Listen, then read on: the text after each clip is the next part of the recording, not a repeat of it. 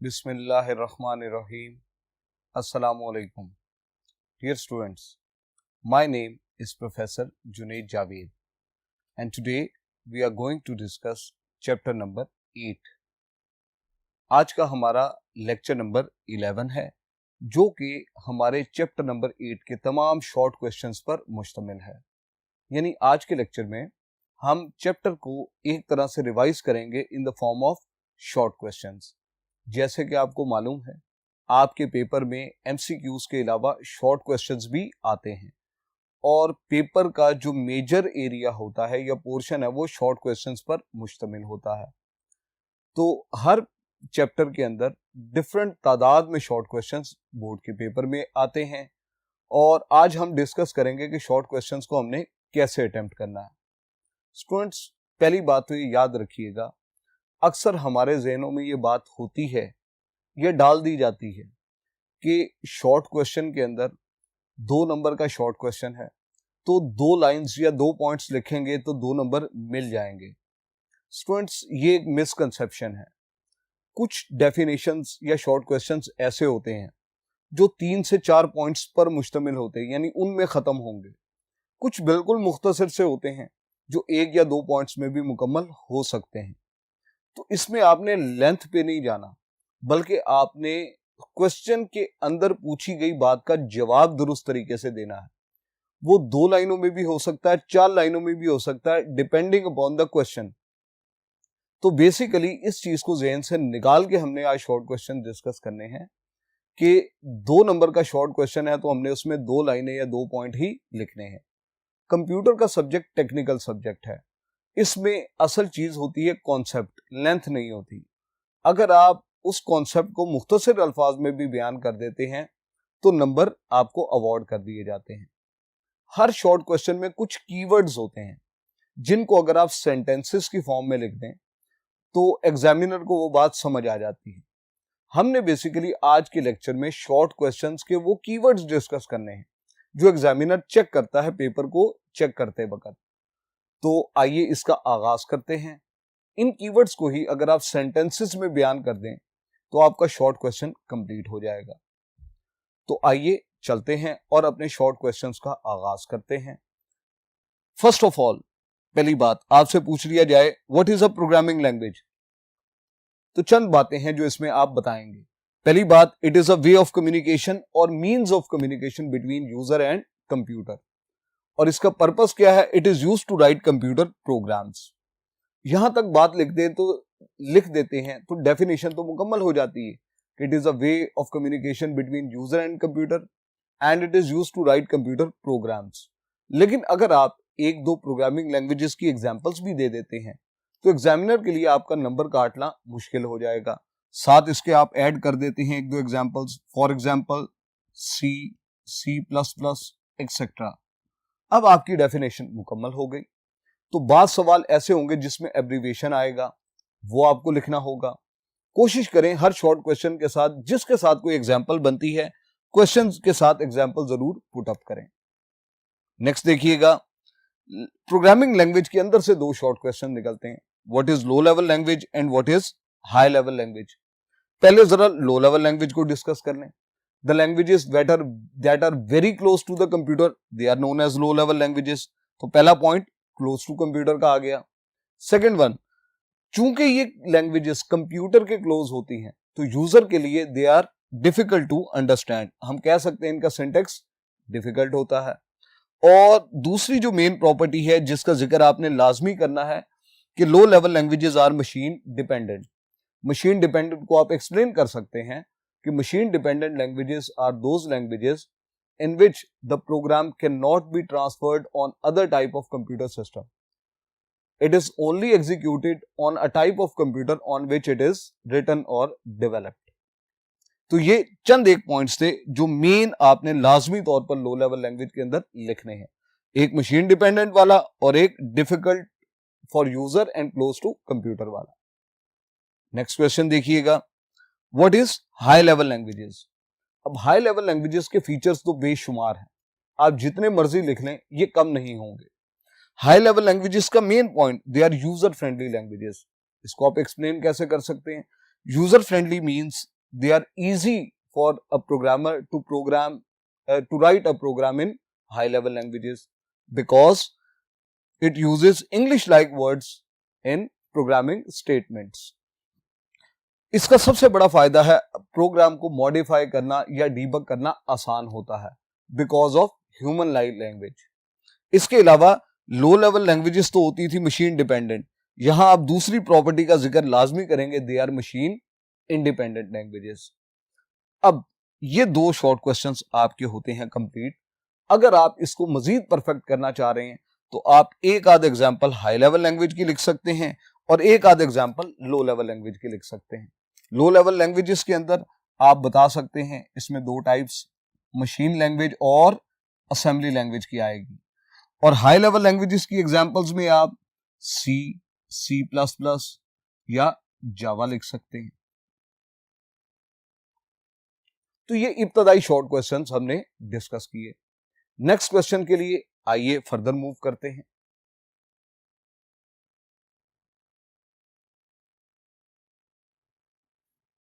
जी students, next question देखिएगा, what is machine language.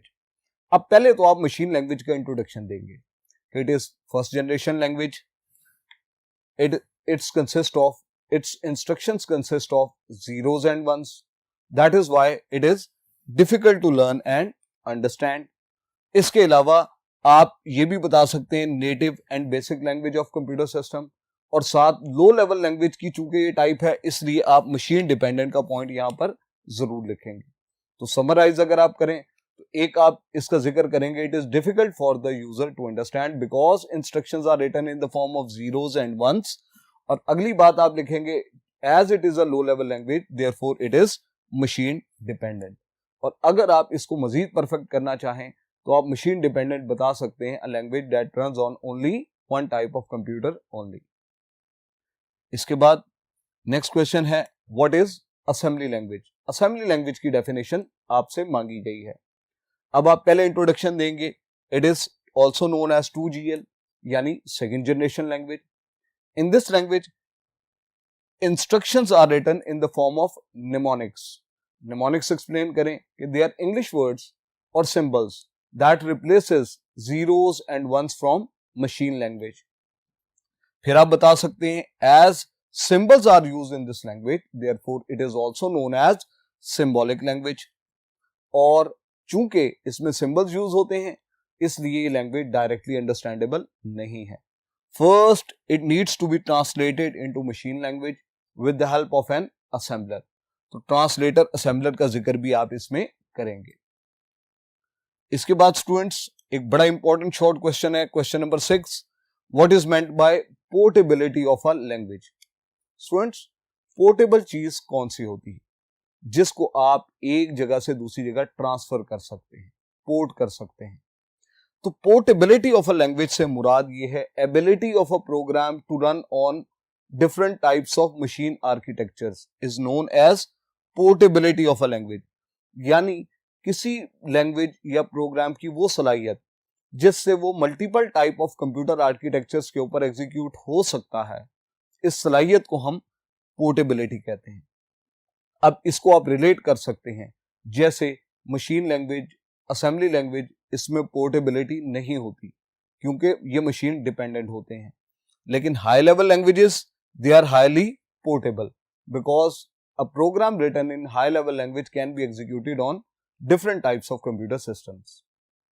तो portability में आप ट्रांसफर की सलाहियत को बयान करेंगे. इसके बाद नेक्स्ट क्वेश्चन देखिएगा. बहुत से सवालात स्टूडेंट्स ऐसे होते हैं जिनमें आपसे डिफरेंशिएट करना मांगा गया होता है. जैसे ये क्वेश्चन है, differentiate between source code and object code. ऐसे सवालों को स्टूडेंट्स अटेम्प्ट करने के दो तरीके होते हैं. या तो आप सोर्स कोड, ऑब्जेक्ट कोड ऊपर नीचे लिखें और सोर्स कोड की डेफिनेशन लिख दें, ऑब्जेक्ट कोड की डेफिनेशन लिख दें.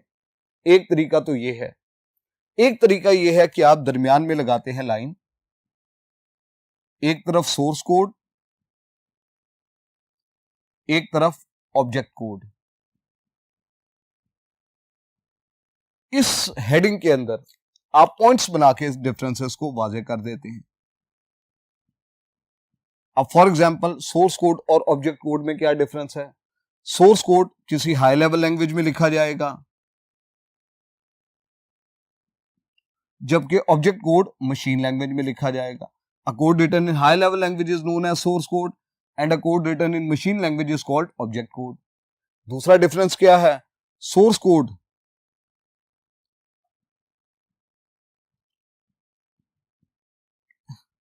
cannot be understandable by computer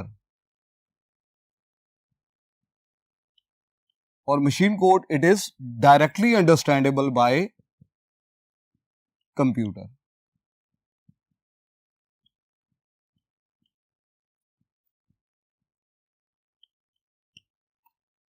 तो आप चाहे इस स्कीम को फॉलो कर लें, चाहे ऊपर नीचे हेडिंग्स लिख के उनको एक्सप्लेन कर दें. इसके बाद what is a linker? Linker की आपसे डेफिनेशन पूछी गई है. सबसे पहले तो आप ये बताएंगे it is a system software. जब आप सी इंस्टॉल करते हैं, कंपाइलर, लिंकर, लोडर, ये चंद सिस्टम सॉफ्टवेयर हैं जो लैंग्वेज के साथ इंस्टॉल होते हैं. अब ये लिंकर करता क्या है, इसकी वर्किंग को आपने एक्सप्लेन करना है. 2 पॉइंट्स में आप इसे एक्सप्लेन कर सकते हैं. It combines object code with additional library files. Object code को लाइब्रेरी फाइल से कंबाइन करता है and it produces N executable file with .exe extension. और ये एग्जीक्यूटेबल फाइल डायरेक्टली कंप्यूटर पे रन कर सकती है आउटपुट प्रोड्यूस करने के लिए. तो ये 2-3 बातें हैं जो एग्जामिनर लाजमी तौर पे चेक करता है कि सिस्टम सॉफ्टवेयर का जिक्र किया हो, एग्जीक्यूटेबल फाइल क्रिएट करने का जिक्र किया हो, और वो कैसे क्रिएट होगी? ऑब्जेक्ट कोड को लाइब्रेरी फाइल से मिक्स करके. नेक्स्ट पॉइंट आइए फर्दर डिस्कस करते हैं.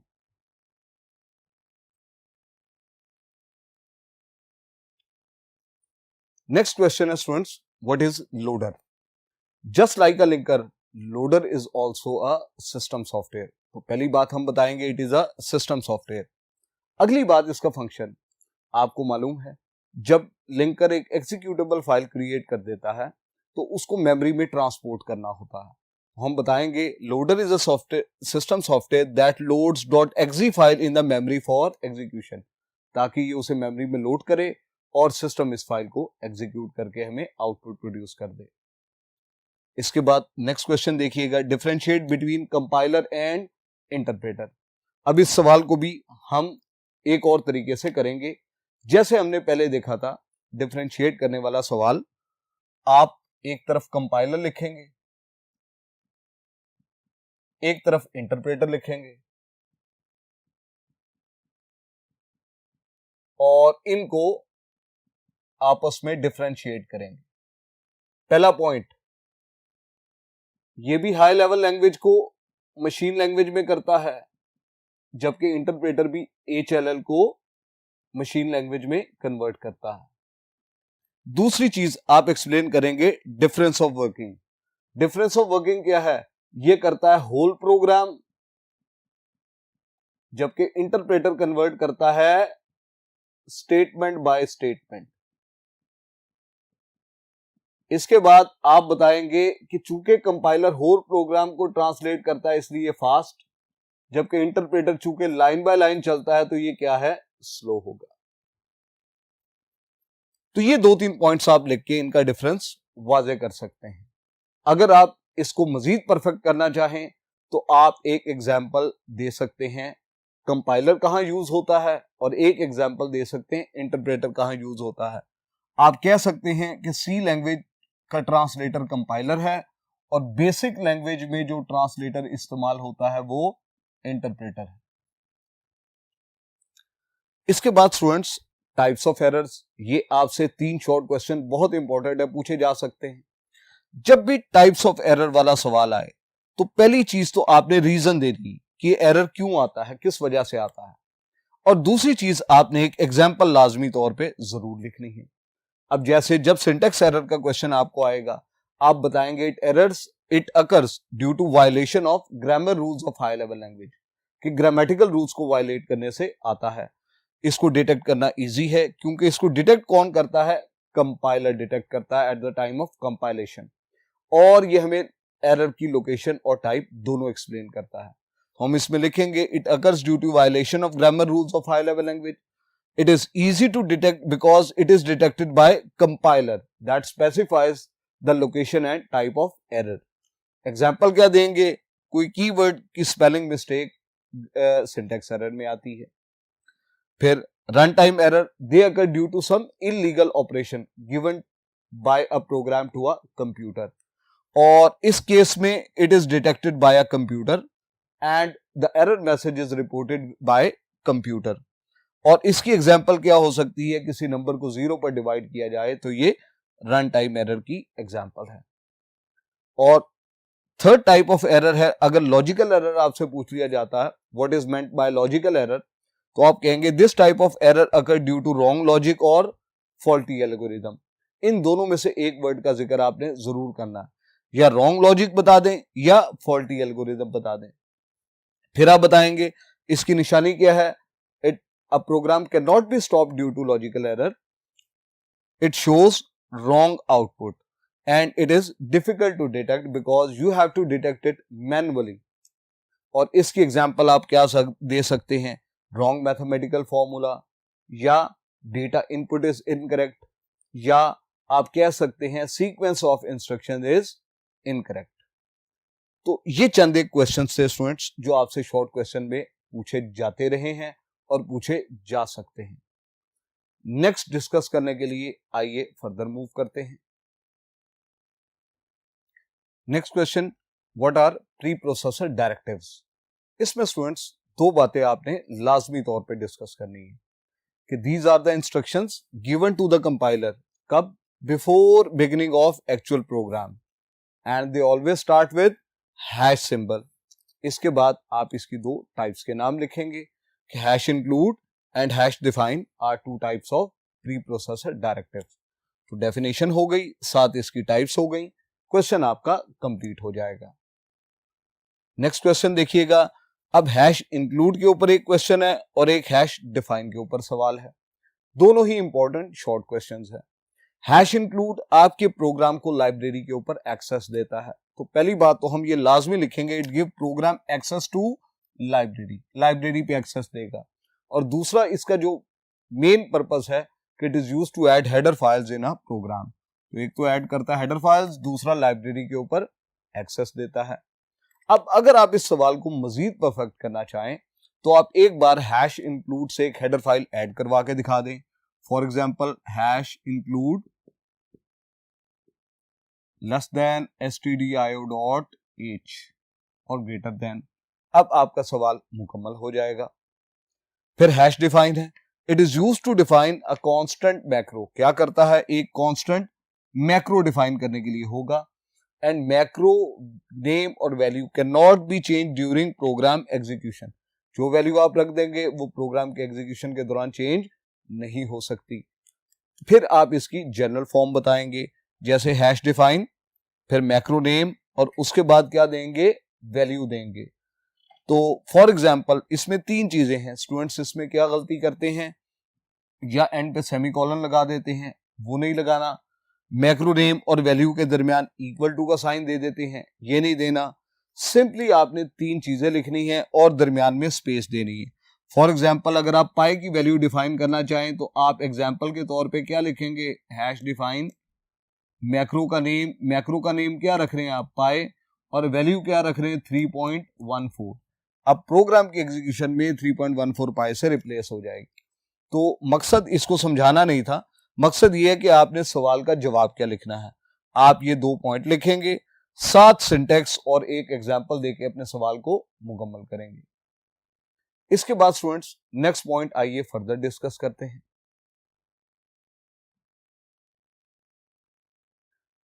जी स्टूडेंट्स, नेक्स्ट क्वेश्चन हमारा, व्हाट आर हेडर फाइल्स. इसमें आपने 2-3 बातें हैं बहुत इंपॉर्टेंट. पहली बात आप बताएंगे they are just like ordinary text files. इसमें होता क्या है ये बताना है कि they contain definitions of standard library functions. ये जरूर लिखना है कि स्टैंडर्ड लाइब्रेरी फंक्शंस की डेफिनेशंस इनमें मौजूद होती है. फिर आप बताएंगे इनकी एक्सटेंशन क्या होती है, .h, और इनको इंक्लूड करने के लिए हम क्या यूज करते हैं, हैश इंक्लूड का डायरेक्टिव. और इनकी लोकेशन क्या होती है, they are present in include subfolder. तो ये 3-4 बातें आप बताएंगे, आपका हेडर फाइल पे नोट तैयार हो जाएगा। फिर देखिएगा व्हाट इज मेन फंक्शन, इसको डिस्कस करें। इसमें स्टूडेंट्स 2 बातें जो मेन पॉइंट्स हैं कि it indicates the beginning of C program, ये बताता है बिगिनिंग कहां से शुरू होगी, और इसी पॉइंट को हम एक्सप्लेन करेंगे बिगिनिंग का मतलब क्या है। Compiler start reading a program from main function. फिर आप इसका सिंटेक्स लिखेंगे कि void space main bracket start और क्लोज, तो डेफिनेशन साथ इसका सिंटेक्स, इसके बाद शॉर्ट क्वेश्चन आपका कंप्लीट हो जाएगा। फिर देखिएगा व्हाट इज मेंट बाय डिलिमिटर्स या बॉडी ऑफ मेन फंक्शन, किसी भी तरह भी पूछा जा सकता है। आप कहेंगे it is represented by a pair of curly braces, curly braces का जिक्र जरूर करना है। फिर आप बताएंगे it represent start and end of program, program यहां से स्टार्ट होगा यहां एंड होगा, और इट कंटेन सी स्टेटमेंट्स। इन्हीं बातों की आप वजाहत क्या करेंगे, एक छोटी सी डायग्राम बनाएंगे जिसमें बॉडी स्टार्ट, बॉडी एंड और इसके दरमियान सी स्टेटमेंट्स, इन तीनों को लेबल करके मेंशन कर देंगे और ये आपका शॉर्ट क्वेश्चन मुकम्मल हो जाएगा। नेक्स्ट पॉइंट के लिए आइए फर्दर मूव करते हैं।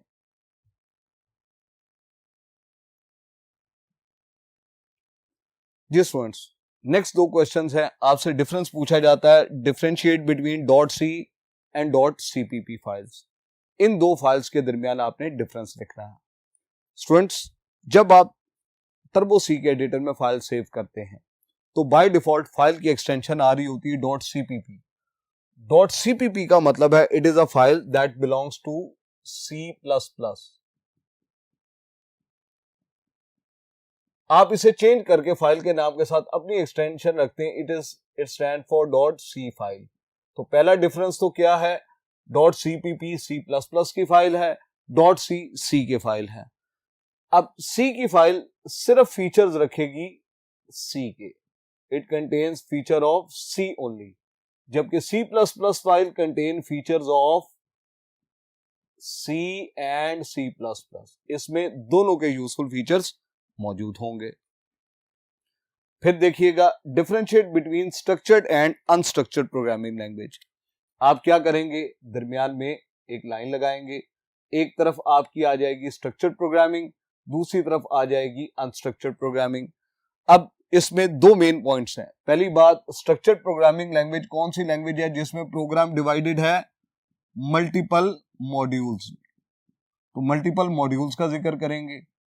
जबकि यहां पे अनस्ट्रक्चर्ड में क्या होगा, सिंगल मॉड्यूल, आपका प्रोग्राम सिंगल मॉड्यूल पर मुश्तमिल होगा। इसके बाद दूसरा पॉइंट आप क्या दे सकते हैं कि स्ट्रक्चर्ड प्रोग्रामिंग लैंग्वेज में प्रोग्राम रीडेबिलिटी हाई है, जबकि यहां रीडेबिलिटी लो होगी। प्रोग्राम को रीड करना स्ट्रक्चर्ड में आसान, अनस्ट्रक्चर्ड में मुश्किल, और ये इजी टू मॉडिफाई या डीबग, और ये डिफिकल्ट टू मॉडिफाई या डीबग।